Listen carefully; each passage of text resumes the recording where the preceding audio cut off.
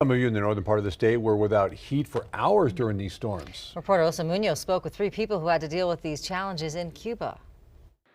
Well, hundreds in Cuba were without power today, and that even caused some of the restaurants to have to close down. But now you can see that power is back on.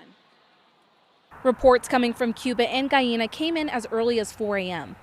Due to the heavy wet snow, there was an outage on our transmission line, which affected approximately 3,300 people. Joseph Sanchez, the general manager of Jemez Mountain Electrical Cooperative, says they sent out 3 crews to help. They patrolled the line several times. They didn't find any major issues other than the snow that was falling.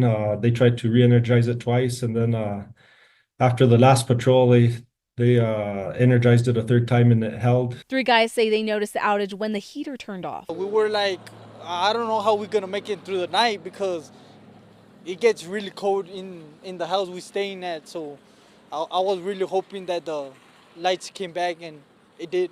Luckily, they got the day off and decided to have fun.